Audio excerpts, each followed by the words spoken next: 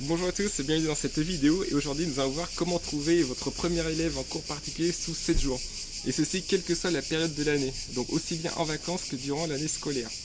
Voilà, donc tout d'abord il faut faire le point sur la popularité de votre matière. En effet, si elle est très demandée, eh bien, vous aurez beaucoup plus de chances de trouver un élève rapidement.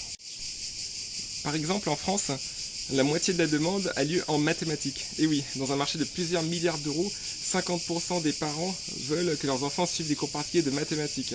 La matière qui vient ensuite est la physique-chimie, l'anglais et enfin le français. Donc déjà, si vous êtes dans l'une de ces 4 matières, vous aurez beaucoup plus de chances de trouver un élève rapidement. Quand je dis 7 jours, ça veut dire que par exemple, si vous êtes mardi aujourd'hui, eh bien d'ici mardi prochain, vous aurez décroché votre premier rendez-vous avec des parents pour donner un cours. Ensuite, une chose très importante, c'est de vous adapter au contexte.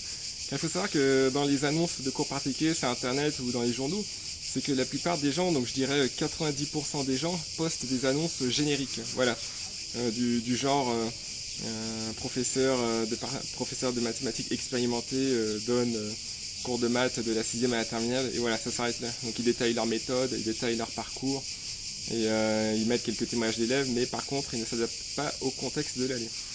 Parce que votre point fort, ce sera par exemple suivant la période d'année, de poster une annonce qui va droit au but. Une annonce qui répond à un besoin très fort. Par exemple, vous êtes en avril et il y a seulement beaucoup d'élèves qui sont très en retard dans les révisions du bac, et vous pouvez proposer méthode intensive de révision du bac. Pendant l'été, en juillet et en août, ce que vous pouvez faire, c'est organiser des cours de remise à niveau ou alors des cours préparer la rentrée. Voilà, donc soyez serein, préparez le premier trimestre de première si votre enfant entre en première. Et je pense que beaucoup de parents apprécieront ceci. Car certains parents s'inquiètent et ne veulent pas que leurs enfants se laissent aller pendant les vacances. Et vous arrivez sur un plateau en argent et vous êtes là, prêt à donner un stage. Donc vous, évidemment, ensuite dans l'annonce, vous expliquez votre méthode. Par exemple, au mois d'août, pendant 4 semaines, pendant 3 fois par semaine, vous proposez 2 heures de séance, donc 6 heures par semaine, au total 24 heures. Et en 24 heures, vous pouvez dire que vous pourrez travailler l'ensemble du programme de l'année précédente, plus le premier mois de l'année qui vient. Voilà. Comme ça, l'élève sera en avance parmi ses camarades.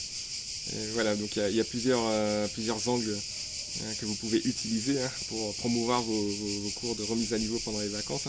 Ensuite, il y a d'autres problématiques. Par exemple, à la fin du premier trimestre, d'après mon expérience, beaucoup de parents paniquent car c'est le premier bulletin de notes qui tombe. Et c'est là qu'ils vont souvent appeler des profs et vous dites problème avec le premier trimestre, les notes de votre enfant ne sont pas à la hauteur, il faut jouer un peu sur la peine, sur la douleur.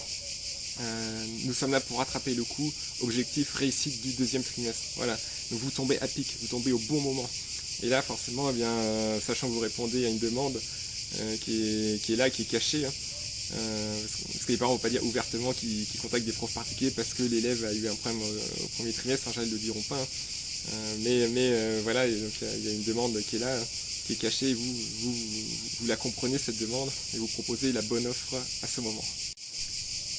À la fin du deuxième trimestre, ce qui se passe, c'est que souvent le conseil de classe émet des réserves, par exemple sur le passage d'un élève en année supérieure, et il pourra menacer l'élève d'un redoublement. Donc là, vous pouvez poster une annonce qui tombe à pic. Votre enfant est sur le point de redoubler, ne vous inquiétez pas, nous allons sauver le bateau. Nous allons le faire passer en année supérieure. Nous allons le faire réussir au 3e trimestre. Alors là, je vous garantis que des gens vous appelleront, des parents vous contacteront, des parents viendront vers vous. Oh, vous êtes notre sauveur. S'il vous plaît, est-ce que mon enfant peut avoir des cours avec vous d'ici demain? Voilà. Et évidemment, il y a les examens, le baccalauréat, le brevet des collèges. Donc préparez plusieurs textes en fonction de l'examen. Vous faites une annonce spéciale pour le bac, une autre pour le brevet des collèges. Il y a aussi le passage en année supérieure ou dans une bonne filière universitaire. Donc là c'est plus un travail de fond. Donc en septembre, vous pouvez poster une annonce comme quoi vous proposez un travail de fond afin de passer en prépa ou dans une bonne université. Voilà, une fois que vous avez votre offre ciblée au laser, en fonction du contexte et de la période de l'année, eh bien il faut trouver vos élèves de façon express. Donc le seul moyen pour ça, c'est Internet. Enfin, il y a d'autres moyens, bouche à oreille. Si vous avez la chance d'avoir des voisins qui connaissent le fils de telle personne qui a besoin de cours de maths, eh bien allez-y. Mais voilà, avec Internet, l'avantage c'est que vos annonces sont tout de suite en ligne, tout de suite visibles.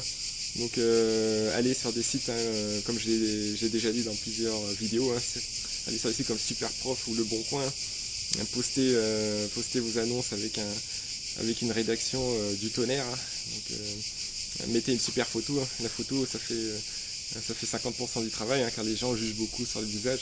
C'est comme ça, les êtres humains sont bâtis ainsi. Donc la photo, faites une photo rapidement, un selfie, ça suffit. Traitez-la avec une application. Ayez un fond blanc si possible. Il faut que ça fasse pro, portez une chemise, un polo. Et mettez un titre accrocheur. Et voilà, donc votre annonce est prête. Et ayez bien votre téléphone disponible. La plupart des gens aiment appeler pour vous demander de disponibilité. Vous répondez dès que vous avez un appel tout de suite et vous proposez un rendez-vous chez les parents. Surtout proposez un bilan pédagogique gratuit. Pas le premier cours gratuit, mais plutôt le bilan pédagogique. Comme ça les parents ne vont pas trop vous poser de questions au téléphone. Vous dites qu'on verra tout chez eux. Parce que l'important, c'est que vous ayez vraiment votre premier rendez-vous chez les parents. Il ne faut pas que la première conversation au téléphone s'éternise. Le but pour vous, c'est vraiment de vous rendre chez les... Voilà. Une fois que vous êtes chez lui, vous êtes sûr à 99% d'avoir décroché votre premier client. Donc pour appâter les parents, pour obtenir ce premier rendez-vous, proposez un bilan pédagogique gratuit. Vous dites juste au téléphone, voilà, on va voir avec votre élève ce qu'il a déjà étudié, là où il a des difficultés, on va voir ce qu'on peut améliorer, on va regarder ses notes, on va regarder ses contrôles, on va regarder ses cahiers, on va regarder la méthode utilisée par son prof. Voilà, et donc en général les parents sont très impressés par ce discours, et la première rencontre pédagogique pourra aboutir directement à un premier cours ou alors à une deuxième rendez-vous où vous donnerez votre cours. Dans cette vidéo, je voulais vous montrer surtout que c'était possible de donner des cours même pendant les vacances.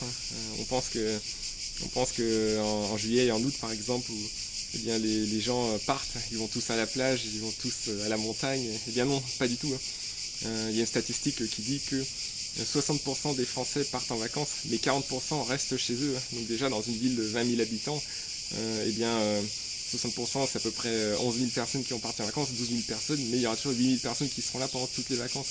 Et puis parmi ces 12 000, en général, elles partiront 3 semaines, un mois maximum, sur juillet et août, mais il n'y a pas beaucoup de jeunes qui partent l'ensemble des 2 mois. Donc dites-vous bien que parmi les 12 000 qui partent, à un instant T, à un moment donné, il y a à peu près 6 000 personnes qui sont dans la ville. Donc entre les 10 000 qui partent pas, entre les 8 000 qui ne partent pas, plus les 6 000 qui sont déjà partis en vacances le mois précédent ou qui partiront le mois suivant, eh bien il reste 14 000 personnes sur 20 000, donc environ les 2 tiers. Donc c'est quand même un nombre important, donc vous aurez forcément des gens qui seront prêts à vous contacter si vous rédigez une annonce percutante et adaptée au contexte. Donc ciblez ces 14 000 personnes sur les 20 000. Et je vous garantis aussi que pendant les vacances, beaucoup de parents s'inquiètent. Ils veulent profiter de ce moment de temps libre pour que les enfants rattrapent le coup. Parce qu'il y a dans l'école, c'est rare que les parents soient satisfaits des résultats de leurs enfants. Si un enfant a 8 sur 20, forcément il faudra qu'il monte à la moyenne. S'il a 10 sur 20, il faudra qu'il monte à 14. S'il a 14, il faudra qu'il monte à 18. Voilà, c'est comme ça. Nous voulons toujours plus. Mais ce qui est normal, parce que les parents veulent le meilleur futur pour leurs enfants. Donc ils veulent tous les outils nécessaires, les meilleures personnes, les meilleurs coachs pour accompagner leurs enfants. Voilà, donc moi je vous dis, allez-y, suivez les conseils de cette vidéo, postez une annonce dès ce soir, même si c'est les vacances, même si c'est le mois de septembre, même si c'est rentré, ne vous posez pas de questions, ne vous dites pas ah non c'est pas possible, à cette période de l'année personne ne va me contacter, non pas du tout, lancez-vous, allez sur les sites Superprof, Le Bon Coin, faites jouer les bouches à oreille si possible, mais surtout internet est le canal principal. Et voilà, donc si vous avez des questions, n'hésitez pas à commenter cette vidéo. Et puis n'hésitez pas non plus à vous abonner à la chaîne YouTube, car je partage régulièrement des conseils destinés aux coachs, aux professeurs particuliers et à tous ceux qui enseignent en tête-à-tête. Donc tous les coachs en général. Si vous êtes particulier, vous êtes aussi un coach, quelqu'un qui aide une autre personne à améliorer une compétence et à atteindre un objectif. Voilà, je vous souhaite une bonne journée.